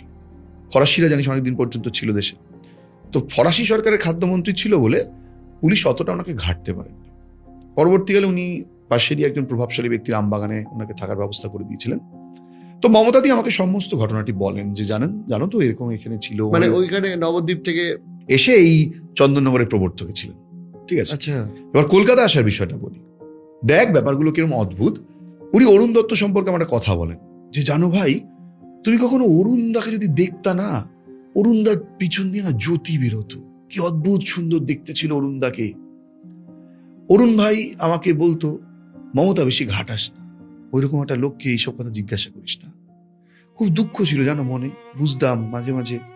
একবার ওনাকে বিকেলবেলা রেখে গেছিলাম একজনের দায়িত্বে, ওনার বিকেলের খাবারটা সেদিন জোটেনি, আর যার বাড়িতে রেখেছিলাম সে নাকি খুব কটু কথা বলেছিল। আমি ভাবতে পারি না এরকম একটা ব্যক্তিত্বকে কেউ কটু কথা বলতে পারে। বলে জানিস আমাকে ফোন করে হাউ হাউ করে কাঁদছে, বলছে কুণাল তুমি ভাবতে পারো সেই মানুষটার কি অপমান হয়েছিল সেদিনকে, আজকে কি দেশ ক্ষমা করবে কোনোদিনও? এই দেশ কি দিল সেই মানুষটাকে? সামান্য হয়তো একটু বিকেলের খাবার চেয়েছিলেন, সেটা পাননি। ভাবতে পারিস নেতাজির মতন একটা ব্যক্তিত্ব বিকেলের দুটো মুড়ি, একটু কিছু খাবার চেয়েছিল, একটু মুড়ি, একটু তার সাথে একটু সন্দেশ, সেইটা পাইনি, সেটা চেয়েছিলেন বা একটু হয়তো বলেছিলেন আমাকে বিকেলের কিছুটা দাও, সেটা তিনি অপমান করেছিলেন সেই বাড়ির মহিলা। তারাও তো কিছু জানতো না, কে ব্যক্তি তো জানতো হ্যাঁ, না। সেটা স্বাভাবিক। এইবার মমতা দিয়ে আমাকে হাও হাও করে যাচ্ছে, বলছে আমার কাউকে কিছু প্রমাণ করার নাই ভাই, আমি তো চলে যাবো কদিন পর। উনি চলেও গেছেন পৃথিবী ছেড়ে, এই তুমি এলে আমার এখানে জানতে চাইলে। মমতা দিয়ে আমাকে তারপরে বলেন যে জানো ভাই ওর কার্বঙ্কল হয়েছিল, ও এখানে থাকতে পারলো না। অরুণদাকে বললো যে অরুণ ভাই এখানে তো থাকতে এসেছিলাম, কিন্তু তোমাদের চন্দননগরের আগের মতো নেই, পুলিশ লোকজন, এখান থেকে যেতেই হবে। তখন কার্বঙ্কল হওয়ার ফলে ওকে মেডিকেল কলেজে নিয়ে যাওয়ার একটা ব্যবস্থাপনা করা হয়েছিল। তো মমতা দি আমাকে বললো গড়িয়া আছে না, গড়িয়া না, ওখানে ডক্টর মিত্র বলে একটা ডাক্তার ছিল, ওর কাছে আমরা নিয়ে গেছিলাম, ওই সব চিকিৎসা ব্যবস্থা করে দিয়েছিল, আমরা কিছু পয়সা করে ওকে দিয়েছিলাম। গড়িয়াতে ওর একটা ডিসপেন্সারি আছে, ডাক্তারখানা আছে, ওখানে নিয়ে গেছিলাম, অরুণ ভাই ব্যবস্থা করে দিয়েছিল। এবার দেখ অরিজিৎ কিভাবে মিলছে বিষয়গুলো, তুই না অবাক হয়ে যাবি। আমি বাড়িতে এসে গড়িয়াতে তো ভাই আমি থাকি, আমার বাড়ির সামনে ঘটনা ঘটছে, আর জানবো না? হয়তো আমি জন্মাইনি তখন। আর বাবাকে এসে জিজ্ঞেস করলাম, বাবা 1960s এখানে ডক্টর মিত্র বলে কে ছিল? বলে না, ডক্টর মিত্র বলে কেউ ছিল না। হ্যাঁ, তবে একজন ডক্টর ছিলেন যার নাম ডক্টর বিকাশ মৈত্র। মিত্র কাছাকাছি। আচ্ছা, কোথায় বাড়ি? বলে ওই যে গড়িয়ায় বড় বাড়িটা বিকাশ মৈত্রর বাড়ি। আর এখন ডক্টর বিক্রম ব্যানার্জি যেখানে বসেন ওটা তো ওনাদেরই চেম্বার ছিল, এখন ডিসপেন্সারি কাম চেম্বার। তো আমি ওই বিকাশ মৈত্রের ছেলের নাম্বার জোগাড় করলাম, হ্যাঁ ফোন করলাম, ফোন করে বললাম যে স্যার এরকম আপনাকে আমি নেতাজি একটা বিষয়ে জানতে চাই, আমার নাম কুণাল বোস। বলছে আপনি ইউটিউবে ভিডিও বানান? বললাম হ্যাঁ হ্যাঁ হ্যাঁ। এটা বলার পর হঠাৎ করে আমি ওনাকে বললাম যে স্যার আপনাদের সম্পর্কে আমি জানতে পেরেছি চন্দননগর থেকে। উনি বললেন আপনি যা শুনেছেন ঠিক শুনেছেন, এখন প্রচন্ড ব্যস্ত আছি, কথা বলতে পারবো না, পরে কখনো ফোন করবেন আর এইসব বিষয়ে জিজ্ঞেস করবেন না। ফোনটা কেটে দিল। আবার কদিন পর ফোন করলাম যে দাদা, তখন স্যার থেকে দাদা হয়ে গেছে, দাদা মানে না কুণাল বাবু এসব বলা যাবে না, কিন্তু যা শুনেছেন ঠিক শুনেছেন, নেতাজি ঠিক শুনেছেন এসেছিলেন। আর না মানে এগুলো না বললে কি করে, এগুলো ওনাকে আমি কনভিন্স করে পাচ্ছি না কিছু, 3-4 বার ফোন করেছি কিছুতেই রাজি না। একদিন হঠাৎ করে মহালয়ের দিন আমাকে ফোন করে বললেন আপনি কোথায় আছেন? বললাম বাড়িতে, আমার সেদিন জন্ডিস সবে ধরা পড়েছে, জন্ডিস না তো ডেঙ্গু, মানে সেই দিনই ডেঙ্গুটা ধরা পড়েছে, আমি জানতাম না আমার ডেঙ্গু হয়েছে। আমি ওই শরীর খারাপ জ্বর নিয়ে চলে গেছি ওনার বাড়িতে, উনি একটা রুদ্রাক্ষ পড়া বসা, ভদ্রলোক আমাকে বলছেন কি জানতে চান বলুন। বললাম নেতাজি এসেছিলেন আপনাদের এখানে, এসেছিলেন আমাদের এখানে এসেছিলেন, কিন্তু ঘটনা ঠিক তা নয়। কি বলুন একটু। বলুন দেখুন, আমার বাবা ডক্টর বিকাশ মৈত্র খুব রাশভারী মানুষ ছিলেন, উনি প্রচন্ড ভয় পেতেন বাবাকে, সবাইকে সবকিছু বলার মতন ব্যক্তিত্ব উনি নন। উনি আমাকে একটা নির্দেশ দিয়েছিলেন যে আমাদের চেম্বারে একজন আসবেন, তুমি ওনাকে আমাদের বাড়িতে নিয়ে এসো, এইটুকুই নির্দেশ ছিল। তো একদিন সকালবেলা এরকম একজন ব্যক্তি আমাদের চেম্বারের সামনে আসেন, অদ্ভুত সুদর্শন দেখতে, দেখলে মনে হয় কি চোখের পিছন দিয়ে জ্যোতি বেরোয়, এত সুন্দর দেখতে। বললাম কি নাম? বলে ওনার নাম অরুণ দত্ত। লিঙ্ক করতে পারছিস মমতাদির কথাটার সাথে? সেম কথা, মানে কেউ কাউকে চেনে না কিন্তু। বলছে তারপর আমি ওনাকে আমার বাড়িতে নিয়ে এসেছিলাম, উনি আমাদের বিভিন্ন ঘর দেখলেন, এদিক ওদিক দেখে জিজ্ঞেস করলেন এই রাস্তাটা কোথায় যায়, তা বল ওই রাস্তাটা কোথায় যায়, স্টেশন কত দূর এখান থেকে, এসব জিজ্ঞেস করলেন, তারপর চলে গেলেন। তো আমি বললাম আচ্ছা অরুণ দত্ত আপনাদের বাড়িতে এসেছিলেন? বললেন হ্যাঁ, মেবি রেকি করতে এসেছিলেন। বললাম কি কারণে? বলে ওনার অ্যাকচুয়ালি একটা পিঠে কি ফোড়া টোড়া হয়েছিল, নেতাজিকে এখানে রাখার একটা বন্দোবস্ত চলছিল অপারেশনের পরে আমাদের বাড়িতে। আপনি ব্যাপারটা কোথা থেকে জানতে পারলেন? বলে এটা আমি আমার মার কাছ থেকে একদিন জানতে পারি। আমার মা একদিন ডেকে বলেন জানো, যিনি সেদিনকে আমাদের বাড়িতে এসেছিলেন তিনি কেন এসেছিলেন?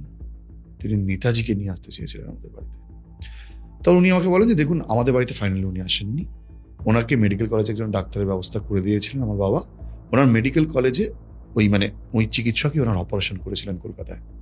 এবং আমার বাবা মারা যাওয়ার আগে আমাকে বলেছিলেন যে জানো আমাদের বাড়িতে নেতাজি সুভাষচন্দ্র বসুর আসার কথা ছিল, ওদের আমাদের বাড়িটা ঠিক পছন্দ হয়নি, ওরা নিরাপদ মনে করেনি আমাদের বাড়িটা, সে কারণে ও এখানে আসেনি।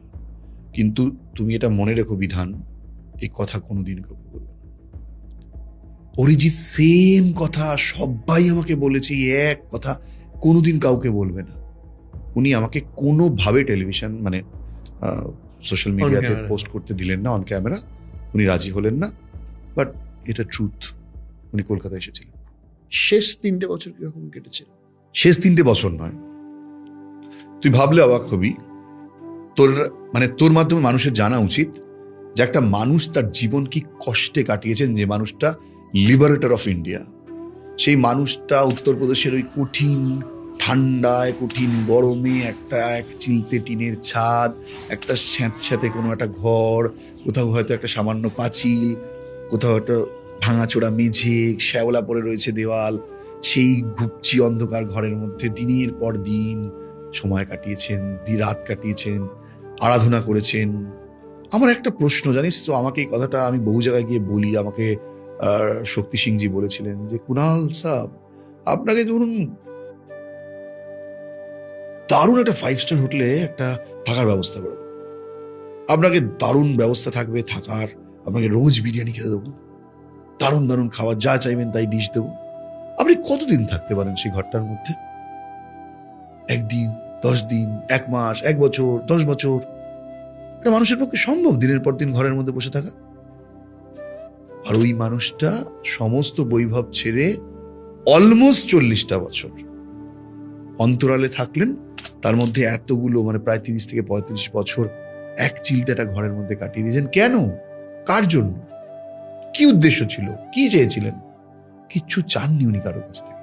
উনি চেয়েছিলেন নিজে একটা আড়াল রেখে নিজের জীবনটাকে তিনি সম্পূর্ণ অন্য দিকে নিয়ে গেছিলেন। কারণ আড়াল ছাড়া তো সম্ভব না, উনি জনপ্রিয় ব্যক্তি না। আড়াল না রাখলে তো উনি থাকতে পারবেন না, উনি তো কোনো সাধারণ মানুষ নন। সবাই চিনে যাবে, সবাই জেনে যাবে, তাই আড়াল দরকার। উনি যেখানে যেখানে থাকতেন সেখানে সেখানে পুলিশ খবর পেয়ে যেত, লোকজন চলে আসতো, ভিড় জমতো, সেখান থেকে শিফট করে অন্য জায়গায় চলে যেতেন। উনি শেষ যে 5টা বছর রামভবন ছিলেন, আমি রামভবন গিয়েছি, তার আগে অব্দি উনি বিভিন্ন জায়গায় থাকতেন। বিভিন্ন জায়গায় ছিলেন। যেমন ধর তুই চন্দননগর গেছে, থাকতে পারেনি কিন্তু ওখানেও পুলিশ জানাজানি হয়ে গেছে। কতদিন ছিলেন? 1-2 মাস? হ্যাঁ, মানে জাস্ট কয়েকদিনের জন্য এসেছিলেন, কিন্তু থাকতে পারেন। অরুণ ভাইকে বলেছিলেন তোর এখানে থাকার মতন ব্যবস্থা নেই। উনি উত্তরপ্রদেশের বিভিন্ন জায়গায় থেকেছেন। লীলা রায় যখন জানতে পারেন বিষয়গুলো, লীলা রায়ের যারা সঙ্গী ছিলেন তারা কিন্তু বিভিন্ন জায়গায় যেতেন এবং তাদের জন্য মশার কয়েল থেকে শুরু করে মশারি সমস্ত কিছু বন্দোবস্ত ওনার কাছে ছিল। তো তোকে একটা কথা বলি, যখন Amlan Kusum Ghosh black box of history নিয়ে একটা ডকুমেন্টারি করলেন, সেই সময় ওই জায়গাটার ছোট্ট একটা জিনিস ছিল, সেটা অম্লানদা খুব সুন্দর করেছিলেন, ভালো কাজ করেছিলেন অম্লানদা, যিনি জাস্টিস মুখার্জির ওই বিষয়টা সামনে এনেছিলেন যে গুমনামি বাবাই নেতাজি। তো ওখানে একটা ব্যাপার ছিল যে ওনার সঙ্গে যারা সাক্ষাৎ করতে যেতেন তাদের মধ্যে দুলাল নন্দী এবং সন্তোষ ভট্টাচার্য, যারা প্রথম নির্দেশ পেয়ে ওখানে গিয়েছিলেন লীলা রায়ের নির্দেশে। তো ওনারা ওখানে ডকুমেন্টারিতে বলেছিলেন যে ভগবানজির সঙ্গে প্রথম যেদিন সাক্ষাৎ হয়, উল্টো দিকে ঘরের মধ্যে উনি বসা, পর্দা দেয়া, তো উনি খুব মানে ওনার গলার আওয়াজ খুব শার্প ছিল এবং ভীষণ দাম্ভিক একটা ব্যাপার ছিল। দম্ভ নয়, মানে ওই কনফিডেন্স। কি নাম, বাবার নাম কি, কোথা থেকে এসছো, আমি সব শুনতে চাই না। দেশটাকে স্বাধীন করেছে ভাই ওই লোকটাই, আলটিমেটলি ওই লোকটা। তুই ভাব কাদের সাথে উঠতে বসতে। হ্যাঁ, মানে পৃথিবীতে আজও যাদের নাম ওয়ার্ল্ড লিডার্স হিসেবে বিখ্যাত, অর্কুখ্যাত। আমার মনে হয় সুভাষচন্দ্র বসু একদম ওয়ার্ল্ড লিডারের পর্যাতেই পড়ে। সেটাই তো বলছি, মানে পৃথিবীর যেসব ওয়ার্ল্ড লিডার, যেমন ধর তোজো, মুসোলিনি, হিটলার, স্টালিন, এই লেভেলের লোকেদের সঙ্গে ওঠা বসা, ভারতবর্ষে এরকম ফিগার জন্মেছে আর। সো দুলাল নন্দীরা ছিল না কারণ, না, ওটাই তো বড় কথা। তো দুলাল নন্দীরা যখন জানি সুভাষচন্দ্র বসু, হ্যাঁ, মানে আমি মাঝে মাঝে ভাবি, জানিস তোর একটা ব্যক্তিত্ব যদি আমার সামনে এসে দাঁড়ায়, হ্যাঁ কি বলবো, আমিও ভাবি যে কি বলবো, কিছু বলারই নেই। তো ওনাদের কিছু বলার ছিল না, ওনারা হতভম্ব, বুঝে উঠতে পারছে না কি করবে। প্রথম কথা, আমি কিছু শুনতে চাই না, আমার জন্য একটা রেশন কার্ড বানিয়ে দিতে হবে, আমি কেন রেশন টেশন পাচ্ছি না, আমার সমস্যা হচ্ছে। তো দুলাল নন্দীর বক্তব্য ছিল রেশন কোথা থেকে ব্যবস্থা করবো, রেশন কার্ডের এখানে চিনি না, কিছু না, অন্য একটা রাজ্য। তো ওনারা কি রেশন অফিসে যান, রেশন অফিসে গিয়ে একটা পয়সা খাইয়ে একজন বেয়ারাকে দিয়ে রেশন অফিসারের সাথে দেখা করে। তো রেশন অফিসারকে বলেন যে এরকম একজন সাধু রয়েছেন, তো ওনার রেশন কার্ড নেই। এটা হয়তো আজকের সময় হলে হতো না, তখনকার দিনে আজ থেকে অনেক বছর আগে হয়ে যায়, তো আপনি যদি একটু করে দেন। তো উনি বলেন হ্যাঁ করে তো দেবই, কিন্তু আমাকে একবার দেখতে হবে, ওনাকে নিয়ে আসতে হবে। যে নিয়ে আসবো মানে আমরা একেবারে দিকে মুখ দেখছি, একেবারে কি করে নিয়ে আসবো? বলছে না, নিয়ে তো আসতে পারবো না, উনি তো কোথাও যান না। তখন নাকি ওনারা ডিসাইড করেন যা হবে, তুলুন তোকে গাড়িতে নিয়ে চলুন, যা হবে ওখানে দেখা যাবে। তো তাতে নাকি ওনারা ওকে নিয়ে, যেখানে সেই সময় উনি ছিলেন, সেই জায়গাটা আমার মনে পড়ছে না এই মুহূর্তে, সেইখানে ওনাকে নিয়ে যান এবং ওরা দূরে দাঁড়িয়ে থাকে এবং দূরে দেখেন যে ভগবানজি এটা গেরুয়া পরা বসা, বাইরে চেয়ার নিয়ে। ওনারা ইঙ্গিত করে বলেন ওই যে ওখানে চলে যান।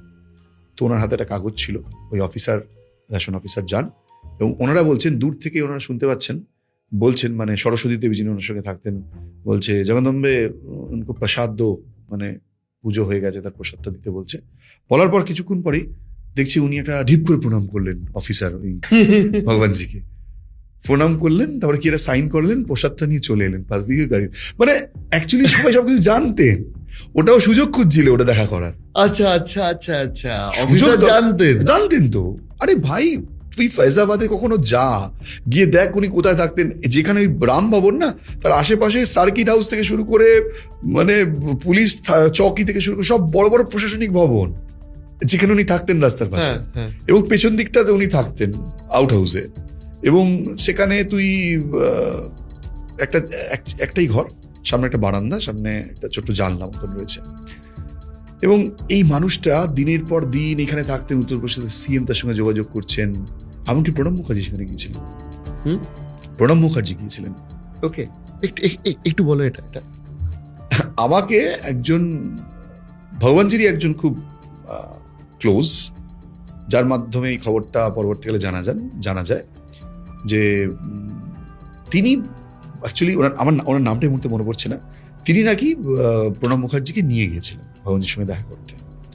এবং তারপরেও উনি অতটা শিক্ষিত মানুষ নন, তিনি ওই বিষয়গুলো তো মাথায় রাখেন।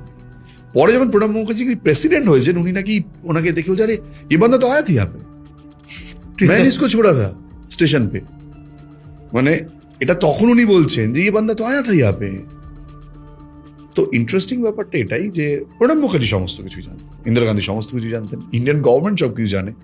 ইভেন ইন্ডিয়ান গভর্নমেন্টের কাছে সমস্ত নথিতে এটা রয়েছে যে গুমনাই বাবা নেতাজি। এবং সেটা সবচেয়ে বড় রহস্যটা যদি তোর পডকাস্টের শেষের দিকে এসে আমি বলি, আয়াম বোস অনেক কাজ করেছে যেগুলো হয়তো মানুষের কাছে আমার মনে হয়েছে পৌঁছানোটা দরকার ছিল। তো সবচেয়ে বড় বিষয় যেটা হচ্ছে এই ভগবানজির তত্ত্বটাকে, গুমনাই বাবা তত্ত্বটাকে যেটা দিয়ে মুছে দেয়া হয়েছে, যে মানে বিচার ব্যবস্থাকে সামনে রেখে, সেটার আমি কাউন্টার করেছি, এক্সক্লুসিভলি কাউন্টার করেছি। সেই কাউন্টারটা কি, ললিতা বোস যখন ওখানে যান এবং তিনি তার কাকুর সমস্ত জিনিস দেখে চিনতে পারেন, যদিও ললিতা বোস পরবর্তীকালে বদলে গেছিলেন, সেটা অন্য প্রসঙ্গ। বলা হয় বাড়ি থেকে চাপ দেওয়া হয়েছিল, কারণ তোর পডকাস্টে এই প্রসঙ্গটা উঠবে, লোকে বলবে ললিতা বোস তো চেঞ্জ হয়ে গেছিল। সে তো অনেক গল্প, অনেকের সঙ্গে অনেক আগে অনেক সন্ধি ছিল, অনেক জীবনের সন্ধি বদলায়, জীবনের মানুষের মানসিকতা বদলায়। তো ললিতা বোসের ওই বক্তব্যের পর এলাহাবাদ হাইকোর্টের নির্দেশে যাবতীয় যে দীর্ঘদিন কেস চলার পর উত্তরপ্রদেশে মহাফেজখানা সমস্ত জিনিসপত্র রাখা হয়েছিল, মানে ওই যেগুলো রাম ভবন থেকে পাওয়া গিয়েছিল আফটার হিজ ডেথ, সেই জিনিসগুলো মহাফেজখানা থেকে নিয়ে এবার একটা মিউজিয়ামে রাখার নির্দেশ দিয়েছিল এলাহাবাদ হাইকোর্ট। সেই কাজগুলো করা হয়েছিল। সেখান থেকে বেছে বেছে প্রায় 2,000 কিছু বেশি সামগ্রী রামকথা সংগ্রহালয় বলে একটা জায়গায় নিয়ে যাওয়া হয়েছিল। এবার ওই রামকথা সংগ্রহালয়ের জিনিসপত্র একটা কোর্ট কেন রাখবে, বড় প্রশ্ন ছিল। তাহলে কি গুমনাই বাবা নেতাজি, এই নিয়ে প্রশ্ন ছিল। তখন একটা কমিশন গঠন করা হয়, বিষ্ণু সাহায় কমিশন। এই বিষ্ণু সাহায় কমিশন আশার আলো অনেকেই দেখেছিলেন, অনেকেই দেখেননি। ফাইনালি তিনি বললেন যে গুমনাই বাবা নেতাজি। দাঁতের ডিএনএ রিপোর্টের বেসিসে উনি বলেছিলেন যে দাঁতের ডিএনএ তো মেলেনি। আজকে তোকে সেটাও বলে দিলাম, সেটাও তো এক ধরনের রহস্য। ইলেকট্রোফেরোগ্রামের রিপোর্টই জাননি, তার আবার মেলে না মেলার কি গল্প আছে? বিষ্ণু সাহায় ওটাকে হাতিয়ার করেছিল। আর একটা বড় জিনিসকে হাতিয়ার করেছিল, সেটা হচ্ছে একটা চিঠি। ওইখান থেকে যে চিঠিগুলো উদ্ধার হয়েছিল, সেখান থেকে একটা চিঠি নিয়ে এসে বলেছিল যে একজন লিখছে 1980s গুমনাই বাবাকে, যে নেতাজির জন্মদিনে আপনি যদি আমাদের বাড়িতে আসেন তাহলে আমাদের খুব ভালো লাগবে। তো উনি এটা দেখে বললেন, তো এই তো কনক্লুশন বেরিয়ে যাচ্ছে, নেতাজির জন্মদিনে যদি কাউকে ডাকে, নেতাজির জন্মদিনে কেন ডাকতে যাবে নেতাজিকে? মানে নেতাজির ফলোয়ার বলে ওভাবে লিখছে যে নেতাজির জন্মদিনে আপনি আসেন, এরকম করে কেউ লিখে নেই। কে লিখেছেন চিঠিটি? বুলবুল বলে কেউ একজন লিখেছেন কলকাতা থেকে। তো উনি একদম বাড়ি টেনে দিলেন যে হি ইজ নট গুমনাই বাবা। বাট ফাইন্ডিং সেটা ছিল না, মানে ওনার কোয়েস্ট সেটা ছিল না। কোয়েস্ট কি ছিল? হু ওয়াজ গুমনাই বাবা। বাট ওনার ফাইন্ডিং এলো হি ইজ নট নেতাজি। ঠিক আছে, বুঝতে পারলি ব্যাপারটা কিরকম দাঁড়ালো? তো এইবার যখন রায়টা বেরিয়ে গেল, সব দিকে হই হই হয়ে পড়ে গেল। কলকাতাতে কিছু নেতাজির পরিবারের নোংরা লোকজন আছেন, যারা নেতাজিকে বেঁচে খেয়েছে, আজও খায়, তাদেরকে কেউ চেনে না। তারা শুধু নেতাজির নাম ভাঙিয়ে রাজনীতি করে দিনের পর দিন নেতাজিকে ভেঙে তাদের জীবন চলে। কেউ সাংসদ হয়েছে, কেউ এই হয়েছে ওই হয়েছে, কেউ ভোটে দাঁড়িয়ে হেরে গেছে। এই প্রত্যেকটা নোংরা মানুষজন আজকে এগুলোকে কাউন্টার করে বলে বিষ্ণু সাহায় তো বলেছে গুমনাই বাবা নেতাজি না। সত্য অন্য কথা বলে। এই বুলবুল যিনি চিঠিটি লিখেছিলেন, তিনি কে, এটাও আয়াম বোস খুঁজেছিল। আয়াম বোস খুঁজে বের করে যে এই বুলবুল হচ্ছেন সেই সন্তোষ ভট্টাচার্য যে গিয়েছিলেন, মনে আছে, জয়শ্রীর থেকে দুলাল নন্দী সন্তোষ ভট্টাচার্য, সেই স্বাধীনতা সংগ্রামী সন্তোষ ভট্টাচার্যের মেয়ে হচ্ছেন বুলবুল। তার নাম হচ্ছে সুহিতা ভট্টাচার্য। আমি খুঁজে বার করি ট্রায়াঙ্গুলার পার্কে ওনার বাড়ি। ওনাকে আমি ফোন করি নাম্বার জোগাড় করে। উনি তখন বাচ্চা ছিলেন, বাবা লিখতে বলেছিলেন চিঠি একটা, তিনি লিখেছিলেন, তার কিছু মনেও নেই আজ। তিনি শুনে বলছেন, মানেটা কি? আমাকে তো কিছু জিজ্ঞাসাই করেনি। আমার বাবা সারা জীবন মেনে এসছেন উনি গুমনাই বাবাই নেতাজি। আর দেখুন কুণালবাবু, আমার বাবা স্বাধীনতা সংগ্রামী ছিলেন, কিন্তু কোলে নিয়ে বসিয়ে বলবেন যে মা জানো উনি নেতাজি ছিলেন, এরকম বলবেন না। এরকম হতো না। আমাদের মন্ত্রগুপ্তি ছিল, এই কথা কাউকে বলা যেত না। আমার মা, আমি, আমার বাবা, আমরা পুজো আসলে লেক মার্কেট থেকে জিনিসপত্র কিনতাম, কত ধরনের জিনিস কিনতাম, বাবা সেগুলো নিয়ে যেতেন ফাইজাবাদ বা যেখানে যেখানে উনি ছিলেন গুমনাহি বাবার জন্য। উনি একটা ছবি আমার পাঠাতে বলেছিলেন, বাবাকে তুলে নিয়ে আসতে বলেছিলেন। আমার বাবা আমাকে সাজিয়ে গুজিয়ে স্টুডিও থেকে ছবিটা তুলে পাঠিয়েছিলেন বলে উনি খুব রেগে গেছিলেন। এরম ছবি চাইনি, একদম ক্যাজুয়াল ঘরোয়া লুকে। আবার বাবা পরে গিয়ে ওরকম একটা ছবি তুলে ওনাকে দিয়েছিলেন। আমি ছোটবেলায় লিখেছিলাম একটা চিঠি, সেটা আমার মনেও নেই আজকে। সেই চিঠির ভিত্তিতে প্রমাণ হয়ে গেল উনি নেতাজি নন। ঘটনাটা এখানেই ঘটলো অরিজিৎ, যে ওই কমিশনটাকে ফর্ম করা হয়েছিল এটা প্রমাণ করার জন্য যে নেতাজি নন উনি। তার কারণ ওনার যে ফাইন্ডিংস গুলো রয়েছে সেগুলোকে সম্পূর্ণ বিলোপ করে দেওয়া যায় কিভাবে। ওই যে ফাইন্ডিংস গুলো পাওয়া গিয়েছিল সম্পূর্ণগুলো রাখা হয়েছিল রামকথা সংগ্রহালয় বলে একটা মিউজিয়ামে, সেটা এখনো আছে। ওই রামকথা সংগ্রহালয় কিন্তু একটা সরকারি মিউজিয়াম। কি ধরনের মিউজিয়াম ওটা? ওই মিউজিয়ামে যাবতীয় জিনিসপত্র বাবরি মসজিদ ডেমোলিশের পর যে রাম মন্দিরের যে সকল জিনিসপত্র পাওয়া গিয়েছিল বাবরি মসজিদের ভেতর থেকে, সেগুলো এনে ওখানে রাখা হয়েছিল 1992-তে। তো সেই অর্থে রামকথা সংগ্রহালয়, তাতে আরো অনেক গ্যালারি ফ্যালারি ছিল, তার মধ্যে দুটো গ্যালারি ছিল গুমনাহি বাবার গ্যালারি, দুটো গ্যালারি।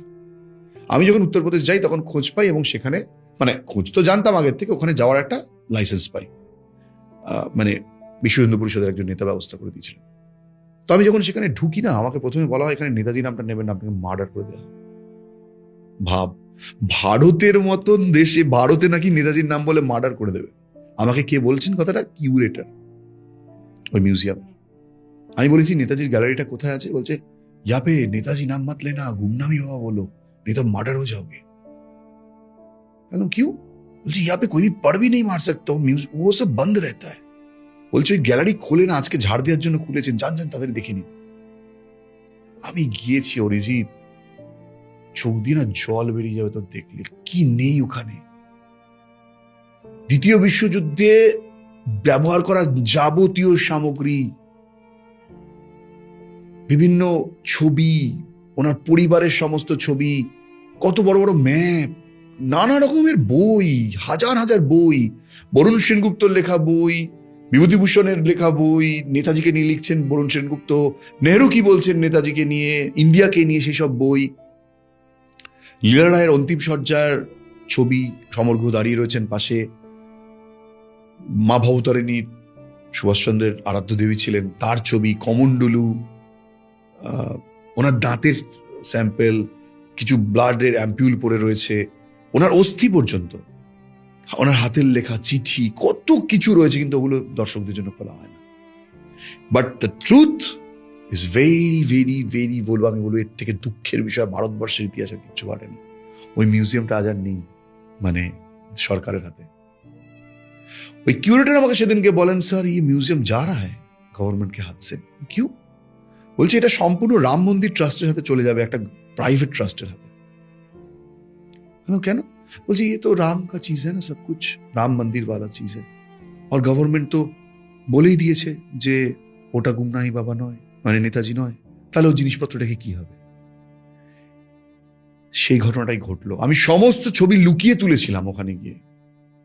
क्यूरेटर আমাকে বলছে, স্যার महफिज खाना में अभी इतना चीज पड़ा हुआ है ना, हम लोग बांग्ला नहीं पढ़ सकते, বাংলা পড়তে পারি না। সব চিঠিগুলো যদি দেখেন আপনি, অনেক কিছু উদ্ধার করতে পারবেন ওইসব চিঠির মধ্যে দিয়ে। হাজার হাজার জিনিস পচে যাচ্ছে, ওনার জামা কাপড়গুলো পুরো একদম কাগজ হয়ে গেছে মাটির সাথে লেগে লেগে, কত ফাইলস পড়ে রয়েছে, ট্রাঙ্ক ভর্তি ভর্তি পড়ে রয়েছে, যেগুলো গুমনাহি বাবার জিনিস ছিল ব্যবহার করা, সেগুলো মাহফিজ খানায় পড়ে রয়েছে। ওগুলো আর কি আনবে? আর তো কোনো প্রয়োজন নেই, এইটি তো চলে যাচ্ছে। আমি ওখান থেকে যখন চলে আসি, আমি ওটা নিয়ে একটা টুইট করেছিলাম, কিন্তু কিচ্ছু হয়নি। কিছুদিন পর শুনলাম রাম মন্দিরের উদ্বোধনের পর সেটা দিয়ে দেওয়া হচ্ছে। হয়তো আজকে এই পডকাস্টটা শুনে অনেকেই বলবেন যে আপনি রাম মন্দিরের বিরোধিতা করছেন। আজকে রাম মন্দির তৈরি হয়েছে, প্রচুর মানুষ আনন্দে নাচানাচি করছে, রাম মন্দির প্রতিষ্ঠা পেয়েছে, আমাদের দেশের সরকারও হয়তো খুব আনন্দ পেয়েছে, তাদের ভোট ব্যাংকে রিফ্লেক্ট করে সেই আনন্দটা, সে কারণে তারা আনন্দ পায়। আমি কোনো রাজনৈতিক দলের বিরুদ্ধে চারণ করছি না, বাস্তবটা বলছি, আমি সুভাষচন্দ্রের পক্ষে। আজকে ভারতবর্ষের যে রামকে নিয়ে এত লড়াই, এত আন্দোলন, যে রাম মন্দির ফাইনালি প্রতিষ্ঠা হলো, আজকে কোথায় প্রতিষ্ঠা হলো? রাম মন্দির যেখানে ছিল সেখানেই, সরজু নদীর ধারে। এক রামকে প্রতিষ্ঠা করতে গিয়ে আরেক রামকে আমরা বিসর্জন দিলাম।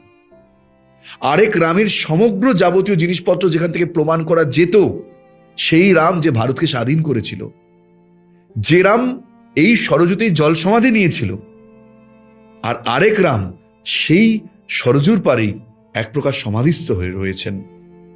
যদি গুপ্তার ঘাটে গিয়ে তুই দেখিস, পৃথিবীর এত জায়গা থাকতে সেই মানুষটি কিন্তু এই অযোধ্যাতেই এসেছিলেন, এবং অযোধ্যাতে আজও তার সমাধি রয়েছে।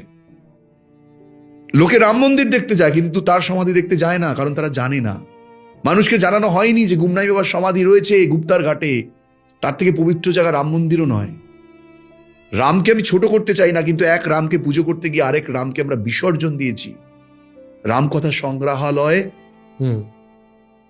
সময়ের অন্ধকারে হারিয়ে গেছে, আর কেউ সেখানে গিয়ে গুমনামি বাবার জিনিস খুঁজতে পারে, সুভাষচন্দ্রের জিনিস খুঁজবে না, কারণ গভর্নমেন্ট অফিসিয়ালি ঘোষণা করে দিয়েছে ওটা সুভাষচন্দ্রের জিনিস নয়। আজকে ওগুলোকে লোপাট করে দিলেও কেউ কিছু বলতে পারবে না। এটা হচ্ছে সবচেয়ে বড় রিয়েলিটি ভারতবর্ষে সুভাষচন্দ্রের। আমরা 23শে জানুয়ারি সেলিব্রেট করছি সুভাষচন্দ্রের জন্মদিন, কিন্তু বাস্তবে সুভাষচন্দ্রের সঙ্গে যে অন্যায়গুলো হয়েছে তার বিচার কোথাও হয়নি। আমি এই কথা সমস্ত জায়গায় গিয়ে বলি, নরেন্দ্র মোদী সমস্ত সত্য জানেন, এবং তিনি হয়তো বুঝে গিয়েছিলেন যে সুভাষচন্দ্রের ইতিহাসে হাত লাগানো যাবে না। তাহলে হয়তো বিজেপির পাম নরেন্দ্র মোদীর পলিটিক্যাল ক্যারিয়ারে হয়তো প্রবলেম হয়ে যেতে পারে। সুভাষচন্দ্রের এই সত্য সামনে আনতে গেলে হয়তো বিজেপিকেও আসন ছাড়তে হতে পারে। আমার এখানে একটা গভীর সত্যি প্রশ্ন থাকে, আমার নিজের অবাক। যদি আমি অ্যাকচুয়ালি পলিটিক্যালিও দেখি, যদিও সুভাষচন্দ্র বসু একজন রাজনৈতিক মানুষই ছিল, তিনি রাজনীতির ঊর্ধ্বে হলেও তাকে রাজনীতি দিয়েও আমরা বিচার করতে পারি। স্টিল ধরো যদি কংগ্রেসের ইমেজ অ্যাফেক্টেড হয়, তাহলে তো সব থেকে বেশি লাভ বিজেপির হওয়ার না। Why BJP so defensive? এটা খুব সহজ প্রশ্নের উত্তরটা, কিন্তু আমরা দেখি না। এটাই হচ্ছে আমাদের লাইফে ফিলোসফি, যে আমরা কিভাবে ভাবছি। তোর চোখের সামনে রয়েছে কিন্তু তুই দেখতে পাচ্ছিস না, কারণ তোকে কেউ বলছে না। বিজেপির সবচেয়ে ভোট ব্যাংক সবচেয়ে বেশি কোথা থেকে আসে?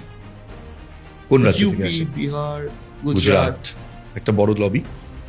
আচ্ছা, গুজরাটের দুই বড় নেতার নাম কি কংগ্রেস আমলে? গান্ধীজি, সর্দার বল্লভভাই প্যাটেল। কোর্টের কেস, দুজনই গডফাদার অফ বিজেপি, কারণ গান্ধীজি গুজরাট থেকে বিলং করেন, প্যাটেলও গুজরাট থেকে বিলং করেন। আর প্যাটেল তো বিজেপির সেই অর্থে তার মূর্তি তৈরি হয়েছে বিজেপি আমলে। সো ইতিহাসগুলো কি করে লুকাবে বিজেপি? ঠিক আছে, যেখানে সুভাষের সাথে একটা ক্লাস ছিল। এবং আমি তোকে এই সত্যটা বলে রাখছি, নরেন্দ্র মোদী এই জিনিসটা বুঝতে পেরেছিলেন বলেই কিন্তু কর্তব্য মার্গে সুভাষচন্দ্রের মূর্তি বসেছে। হয়তো এক প্রকার সুভাষচন্দ্রের প্রতি বিনম্র প্রণাম জানিয়ে ক্ষমা চেয়ে নেওয়া, যে আমাদের ক্ষমা করে দিও, আমরা পারলাম। তোমার ইতিহাস যদি বাইরে আনতে যাই, তাহলে দেশ বদনাম হয়ে যাবে পৃথিবীর কাছে। দেশের থেকে বড় কিছু হবে। বিজেপি গভর্নমেন্ট তৈরি করে, গভর্নমেন্ট চালায় nation. Nation is different from political parties. Narendra Modi হচ্ছেন দেশের প্রধানমন্ত্রী, বিজেপির প্রধানমন্ত্রী নয়। সে যখন প্রধানমন্ত্রীর পদে বসছে, তখন তাকে দেশের ডেকোরাম মানতে হয়, তার কাছে নেশন আগে। বিজেপি এখানে তার ভোট পলিটিক্স ম্যাটার করছে না, কারণ ভারতবর্ষের দেশনায়ক, ভারতবর্ষের স্বাধীনতার পথিকৃৎ, দ্য লিবারেটর অফ ইন্ডিয়া, তার বিরুদ্ধে স্বাধীনতার পরও ভারতের গুপ্তচর সংস্থাগুলো গুপ্তচর বৃত্তি করেছে। তৎকালীন ভারত সরকারের নির্দেশে সেই ফাইলসও বাইরে এসছে। আজকের ডেটে দাঁড়িয়ে সেগুলো কি সত্যি কথা বলতে আমাদের রিসার্চ অ্যান্ড অ্যানালিসিস উইং এর জন্য ভালো কোনো বার্তা? তারা কি চাইবে তাদের অতীত এই কুকর্মগুলো বাইরে আসুক, যেটা একটা নেশন হিসেবে ইন্ডিয়া বদনাম হয়? আজকে আইবি সেই সময় ছিল, আইবির বাধ্য হয়েছিল এগুলো করতে সেই সময়।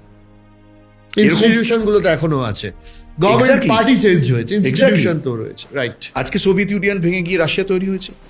আজকে ধরে নে ইংল্যান্ড বল, আজকে ধরে নিয়ে ইভেন ইউএসএ বা জার্মানি বা জাপান, এই সমস্ত দেশের সাথে ইন্ডিয়ার একটা কূটনৈতিক সম্পর্ক আছে। আজকে ফাইল চালাচালি করতে গিয়ে পুরনো কোনো ইতিহাস যদি বেরিয়ে আসে, সেটা কি ঠিক হবে দেশগুলোর জন্য? আমাদের ইন্টারন্যাশনাল রিলেশনশিপে কি প্রবলেম হবে না? আজকে যদি আমি দেখি স্টালিন কোনো একটা খারাপ কিছু করেছিলেন সুভাষচন্দ্রের সঙ্গে, আজকে কি সেটা পুতিনকে ফেস করতে হবে না? আজকে যদি কোনো অন্যায় করে থাকে সেই সময় ইংল্যান্ড, তাহলে যদি আজকে সেটা সামনে আনে, তাহলে কি রাষ্ট্র কূটনৈতিক আজকের সময় তো আরো বেশি করে সমস্যা হবে, কারণ অতীতের খবর আজকে ভাইরাল হয়। এটা একটা বিশাল বড় ডিপ্লোম্যাটিক প্রবলেমে পড়ে যাবে ইন্ডিয়া। ইন্ডিয়া চায় না কিছু করতে কেউটে বেরোক, কারণ সুভাষচন্দ্রের ফাইলসগুলো এতটাই ডেঞ্জারাস। আজকে MI5 থেকে শুরু করে KGB এরা সে সময় কি করেছে ভাই? লাল বাহাদুর শাস্ত্রী কি করে মারা গেল আজকে বলতে পারবে ইন্ডিয়ান গভর্নমেন্টের বলার কোনো ক্ষমতা নেই। ইন্ডিয়ান গভর্নমেন্ট RTI রিপ্লাইয়ে বলেছে যে লাল বাহাদুর শাস্ত্রীর মৃত্যুর পর তার পোস্টমর্টম হয়েছে কিনা সেটা মিনিস্ট্রি অফ হোম অ্যাফেয়ার্স জানে না। কুড ইউ ইম্যাজিন যে দেশের মিনিস্ট্রি অফ হোম অ্যাফেয়ার্স জানে না যে দেশের প্রাইম মিনিস্টারের পোস্টমর্টম হয়েছে কিনা? এবার তুই বলবি তো তখন তো বিজেপি ক্ষমতা ছিল না, বাট গভর্নমেন্ট তো ইন্ডিয়ার, তার দায় নিতে হবে মোদিজিকে, বাট নিতে হয়, এটাই নিয়ম অ্যাজ এ নেশন। সো অনেক বাধ্যবাধকতা আছে মানুষটা। তুমি পলিটিক্যালি ভাই যাকে তাকে সাপোর্ট করতে পারো, সেটা তোমার ব্যাপার, কিন্তু বিষয়টা হচ্ছে দেশ আগে, দেশের আগে কিচ্ছু হয় না। রয়ের প্রবলেম আছে ভাই, র চায় না এগুলো বাইরে আসুক, এগুলো সমস্যা, এগুলো বড় সমস্যা। এবং পলিটিক্যাল, তোকে তো বললাম বাধ্যবাধকতা রয়েছে, কারণ অনেকেই জানে না যে নেতাজির অন্যতম অপছন্দের ব্যক্তিগুলোর মধ্যে, যারা নেতাজিকে অপছন্দ করতেন তাদের মধ্যে অন্যতম ছিলেন সর্দার বল্লভভাই প্যাটেল, যিনি নেতাজির বিরুদ্ধে কেস করেছিলেন, রাইট, কি সম্পত্তির তছরূপের, যেটা তার দাদা নেতাজিকে দান করেছিলেন তার কাজের জন্য, বিঠ্ঠলভাই প্যাটেল। সো ইতিহাসগুলোকে আর নতুন করে বিজেপি ঘাঁটতে চাইছেন, কিন্তু এই কারণেই কিন্তু নেতাজির ইতিহাসটাকে লুকিয়েও ফেলা, যাতে সামনে কোনোভাবে না আসতে পারে। এর থেকে বড় মানে ট্র্যাজেডি আর কিছু হতে পারে না। আমরা সুভাষচন্দ্রকে বিসর্জন দিয়ে দিয়েছি এক প্রকার। এটা আমাদের দেশের নেতারা কোনোদিনও বলবে না কাউকে। আমাদের মতন এই ছোটখাটো মানুষজন যারা এই নিয়ে লড়াই করছিলাম দীর্ঘদিন ধরে, তারাই বলছি। কুণালদা, শেষ করতে ইচ্ছা করছে না, একটা এপিসোডে শেষ হবে না। আর তোমার সাথে আমার যে সম্পর্ক, তাতে আমার মনে হয় না আমাদের একাধিক এপিসোড শুট করতে খুব একটা বাধা আসবে। সুভাষচন্দ্রকে যদি জানতে হয়, আমি তোর সমস্ত দর্শকদের কাছে একটাই অনুরোধ করব, সুভাষচন্দ্রকে যদি জানতে হয় তার লেখাগুলো যেন তারা পড়ে। সুভাষচন্দ্রর লেখা তরুণের স্বপ্ন থেকে শুরু করে ইন্ডিয়ান পিলগ্রিমস, যত বই রয়েছে নেতাজির লেখা, বইগুলো যখন তারা একবার পড়ে, তাহলে বুঝতে পারবে একটা মানুষ তার দেশ চেতনা, তার সমাজ চেতনা, কত উন্নত ভাবনা নিয়ে তিনি এগিয়েছিলেন। এমনকি সেই বয়স থেকে তিনি চিন্তা করেছিলেন আগামী ভারতবর্ষ কেমন হওয়া উচিত। ঠিক আছে, আজকে আমরা এই যে পার্টিশন থেকে শুরু করে এত কঠিন সময় আজকেও দেখছি, আজকেও তো আমাদের পলিটিক্যালি আমরা কোনো ভালো জায়গায় নেই, একদমই।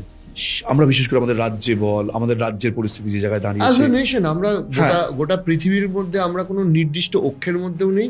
এবং সো কল্ড জিওপলিটিক্স, যেহেতু আমার favourite subject geopolitics, one of the most favourite subject, গোটা পৃথিবীর বুকে যদি আজকে একটা বিশ্বযুদ্ধ বাদে, ভারতবর্ষ কিন্তু কার্যত এক।